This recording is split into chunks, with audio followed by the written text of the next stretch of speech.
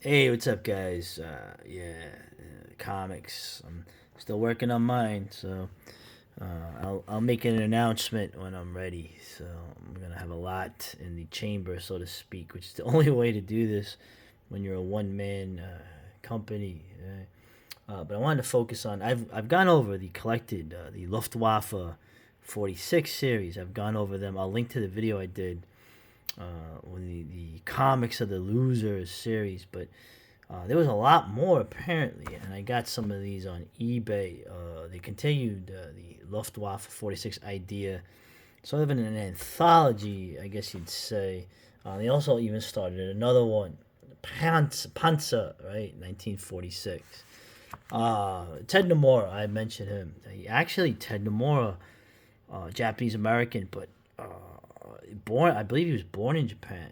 His mother remembers the Tokyo fire bombings that I frequently mention. But he's a pretty much when these were made. This was actually the early 2000s. In fact, this issue came out. What is this? Well, this issue came out August 2001. Remember those days for a guy my age. And this came out November 2001. Well, you know what had happened, right? United we stand. Buy U.S. war bonds, and for some reason, next Iran, then North Korea. Yeah, well, obviously, Nomura, he's one of those, as he describes, he was sort of one of those Reagan Democrats. But what does this mean now? I'm talking about the comics. Ted Nomura started out doing a series, Tigers of Terror, which is kind of like an excuse to draw women and airplanes, even though in the context of a science fiction story. But he soon showed his started doing the alternate World War II stuff. The excuse to draw like German planes, Japanese planes. He has a real affinity for the Axis powers. Uh, and of course, I think he was raised in Texas. And he was taken to task for this. Obviously, I don't know how these things are viewed now. Okay, despite being a patriotic American, as you see, right? He, of course, his blood. He has an affinity. He wants to tell the Axis side of the story a little bit more. Okay, just like someone else you know. But anyway, just getting into it now. Unfortunately, unlike the collected one, this anthology, the stories were very, very short. For example, he was trying to tell a story of Eric Hartman. I mean, this guy had almost like 352 kills. One of the most highly decorated pilots in human history. But there's sort of like an, the stories are very short. But it's fine. The best ones he did here was continuing the Luftwaffe in 1946 with Dora Oberlicht, right? The story of essentially, oh, look at that, man, that's so cool. The female pilots. So we got here the story of the female pilots. Of course, this is the alternate history where the war lasted longer. Essentially, the Germans were developed their super weapons and got the bugs out of them and were able to actually use them effectively in combat. Right? Today was a happy day with Hannah Rice's determination. We finally got our all-female fire defense force. The Jagdstaffel 500. Now we felt that we could defend our cities and their people from enemy attack. Right? Now, Nomura, I don't want to say this. I respect the guy. He's sort of a cock. He has a real affinity for Western white women, and of course, he is Japanese. I don't have a problem with that actually, as much as a lot of other people. But listen, where are you gonna see female Luftwaffe and later Panzer women fighting for the fatherland, right? And of course, the Heinkel of 162, very troubled, the people's fighter, right? The Volks the people's right, the Volksjäger units. Okay, but in this reality, they get the bugs out of this very difficult to fly plane. You see, then they right. We'll make them pay for bombing Dresden. Yeah, get them. The armies. Although you see how much fuel they use up. Almost there. Watch your fuel gauge, Laura Lee. I still have enough gas for one pass. It's like, oh, jeez. Yeah. But, what are these? All right, so let's see. You got the, what could have been? But what are these things? It's like, the damn SS, they beat us to it. Right? No matter, we're here to protect the cities, not kill the enemy.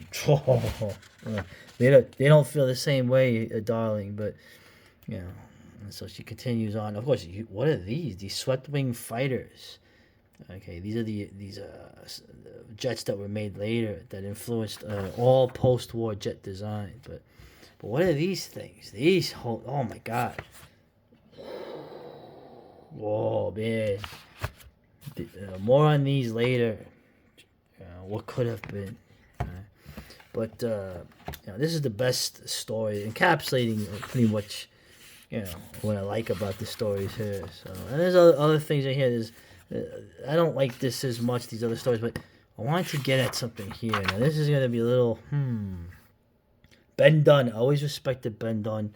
Like Ninja High School, the guy's still at it. Antarctic Press is one of the longest running, still continuing independent comic companies. Always doing kind of like a manga anime style back in the day. Like Ninja High School was one of the few, American mangas you had. But what is this? Oh, Ben, forgive me. I don't want to... Now, this was written in the early 2000s. Things are very different now. So, but German and Nazi culture in anime and manga by Ben Dunn, right? So, I'm not going to read everything here, right? Obviously, he has to make the disclaimers, I totally agree with him, of course. Of course I do. I remember this, right? Adolf. Do you remember this story? Right? Now, of course, Osama Tazek. Oh, Adi. But remember the story, how it ends. Maybe you don't.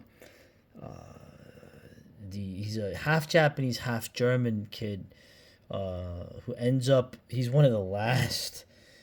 He ends up fighting, helping the. What are they called? I don't know. What's that place in the Middle East? He ends up helping the Palestinians against the people that have taken over. I thought that was interesting.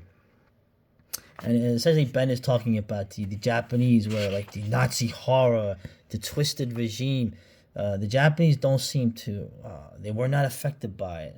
Well, obviously, you're talking about the Japanese. They were right. They were allies during the war, right? Not great allies, actually. There's no way they actually could have been great allies.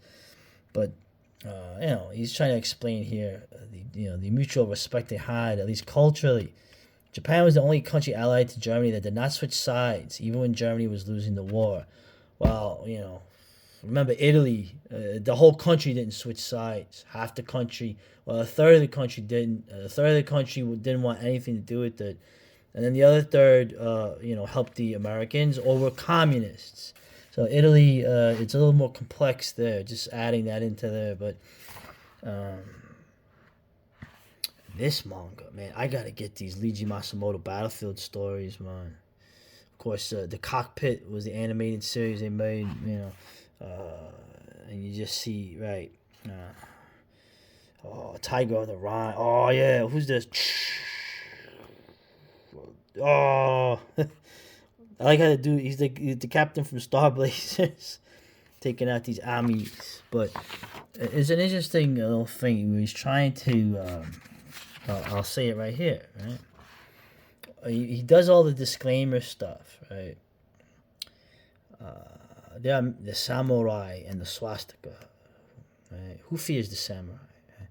There are many misconceptions about the Nazis brought about by biased historians. Oh, Ben, all right, forgive me for bringing this up now. There is no denying that they contributed to some terrible atrocities.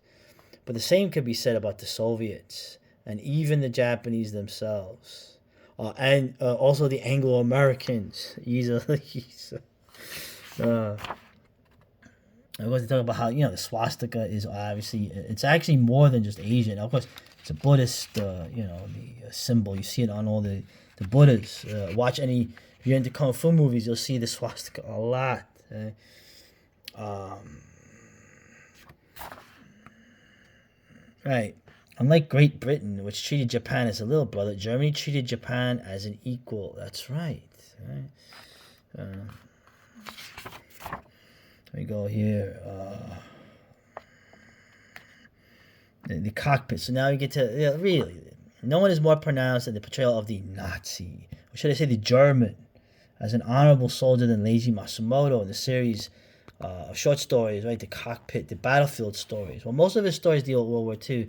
They're not simply this is revolutionary. This is a crazy idea. Look, they are not simple war stories with a good guy and a bad guy, but deal with the effects of war on human beings and the conflict that war inevitably brings.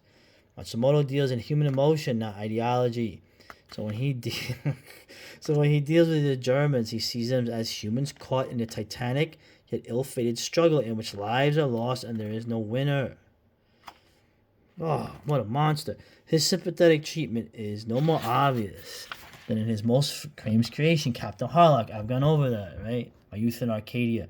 Originally, this character was not a pirate in the true sense of the word, but more of a rebel. In the original TV series from the 70s, he fights off an alien invasion while a complacent Earth government stands by and lets itself become invaded. However, this changed dramatically when Toei released My Youth in Arcadia in the early 80s. Essentially throwing out the original TV series, it defined Captain Harlock as a soldier forced to surrender as an alien occupying army takes over the Earth, the Americans. In flashback sequence, Harlock is shown to have ties with Tochiro, a Japanese mechanic who builds the spaceship Arcadia, stretching back to World War II, where Harlock is a German ace fighting a desperate battle to the end, right? Captain Harlock, his family were German. Harlock image permeates throughout the cockpit in almost every story involving the Germans. There is a Harlock-esque character. Matsumoto's treatment of the Germans is even-handed and almost sympathetic. Right? He hardly mentions Nazi party ideology or shows Nazi atrocities.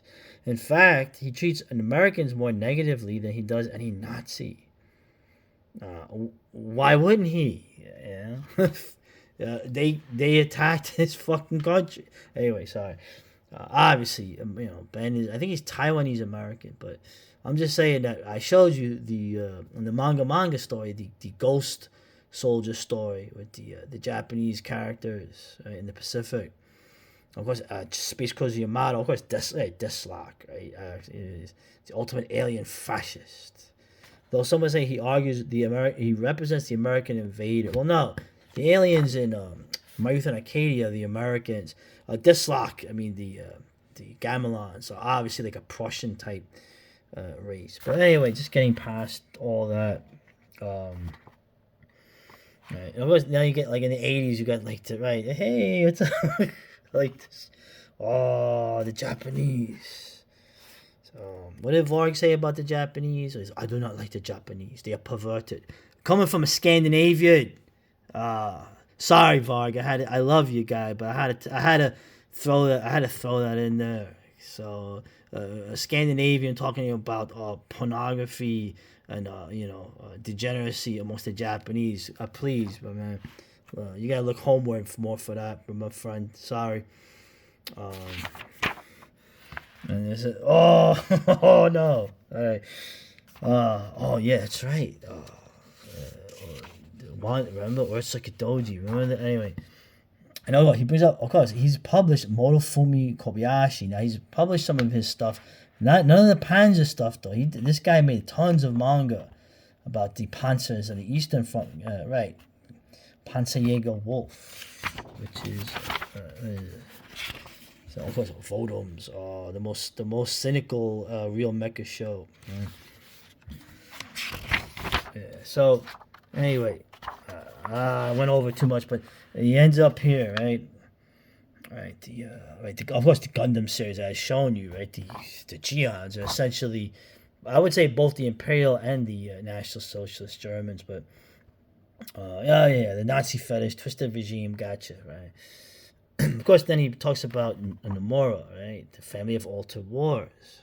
So, what if scenarios right? He has to basically say it. right. Some have content the comics glorifies Nazis. Nothing can be further from the truth. This only shows the ignorance of his critics, as Nomura shows us both sides of the war. It's easy to say that without knowing all the facts concerning the war. What Nomura strives to do is to show not a one world view, but multiple views of what was a complex conflict. All right, thank you, Ben. Thank you for stating, just the truth. It's refreshing. I have to do more than one vid, of course.